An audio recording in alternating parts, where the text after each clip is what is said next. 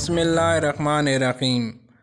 برصغیر پاکستان اور ہندوستان جب ایک تھے تو اس کو سونے کی چڑیا کہہ کر بہت سارے حملہ آور آئے۔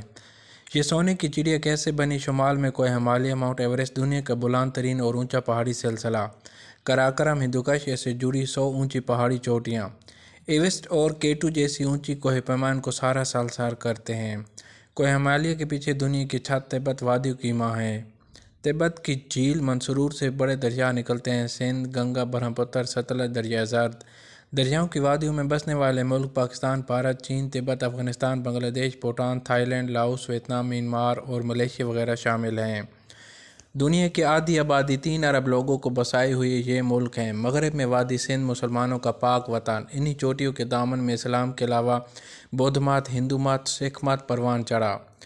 تبت کی جھیل منصور چینی علاقے تبت میں ہمالیہ کا ایک ذیلی پہاڑی سلسلہ کیلاش ہے۔ کیلاش کے بیچوں بیچ کیلاش نام کا ایک پہاڑ بھی ہے جس کے کنارے پر جھیل منصور ہے، جسے دریائے سندھ کا منبع مانا جاتا ہے۔ اس جھیل میں سے دریائے سندھ سمیت برصغیر میں بہنے والے 4 اہم دریا نکلتے ہیں۔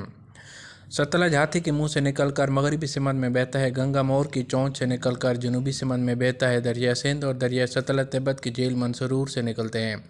ایک دریا سندھ مغرب کی طرف پھرتا ہوا پاکستان میں داخل ہوتا ہے اور لمبا سفر کرتا ہوا بحر عرب میں گرتا ہے۔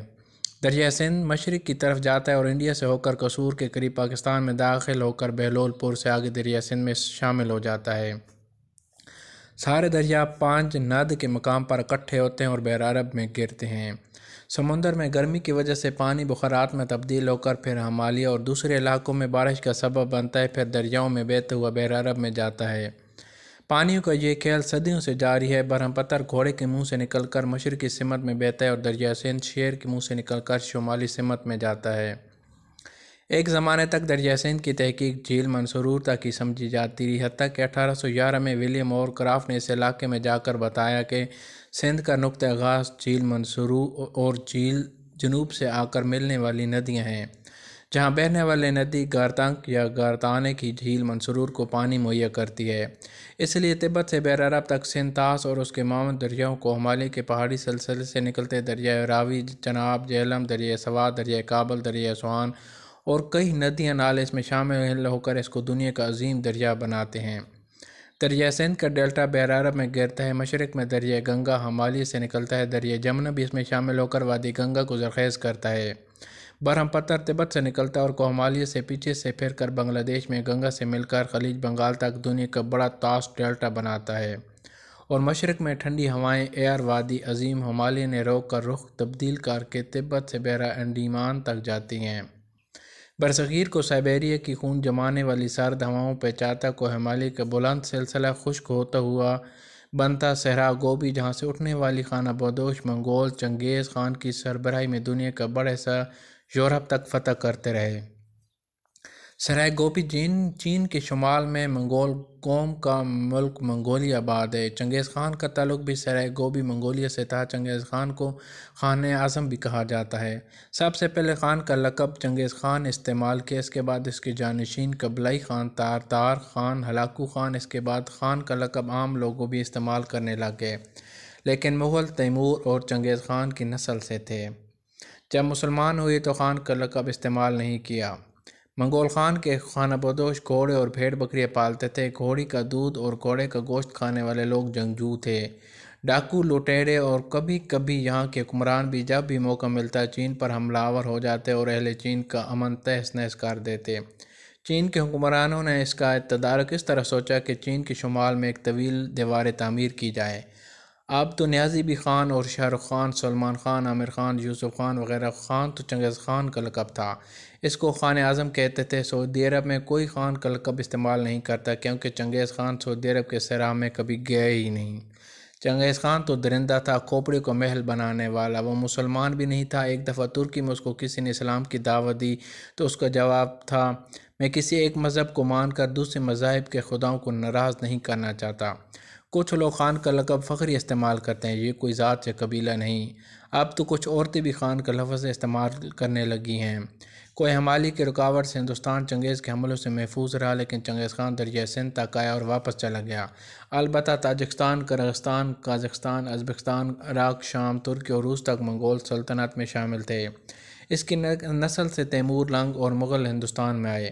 کوہ ہمالیہ میں بنتے اس کے گلیشیئر جیسے سیاچن کئی چھوٹے ہزاروں کی تعداد میں ہیں۔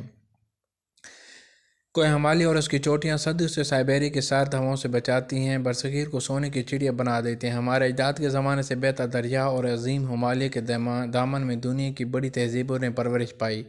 موہنجودڑو، ہڑپہ کی تہذیبیں دریائے سندھ کے ساتھ بہتی ہیں اور ہمارے شجر زرخیز مٹی بناتی ہیں۔ ایک بحیرہ عرب اور دوسرا بحر خلیج بنگال میں کھو جاتی ہیں۔ مشرقی ایشیا کا ایک عظیم سطح مرتفع جو تبت اور چین کے صوبہ چنگھائی اور کشمیر کے علاقے لداخ تک پھیلا ہوا ہے، اسے دنیا کی چھت بھی کہا جاتا ہے، کیونکہ اس سطح مرتفع کی اوسط بلندی 4500 میٹر ہے۔ یہ دنیا کا سب سے بڑا اور سب سے اونچا سطح مرتفع ہے، جس کا 25 لاکھ مربع کلومیٹر ہے۔ یہ برف سے ڈھکے پہاڑوں اور دنیا کے بلند ترین سطح مرتفع پر مشتمل ہے۔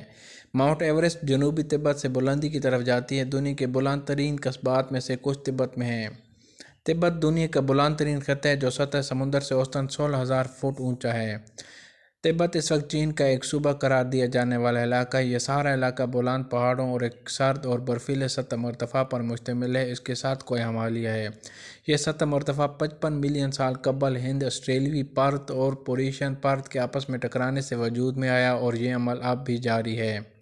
سطح مرتفع تبت کے شمالی اور شمال مغربی علاقوں زیادہ سرد اور خشک ہیں اور انتہائی شمال مغربی علاقے سطح سمندر سے 5,000 میٹر بلند ہیں، جہاں فضا میں سطح سمندر کے مقابلے میں صرف 60% آکسیجن پائی جاتی ہے اور سال کا اوسط درجہ حرارت 4 ڈگری سینٹی گریڈ ہے، جبکہ سردیوں میں درجہ حرارت -40 ڈگری سینٹی گریڈ تک جاتا ہے۔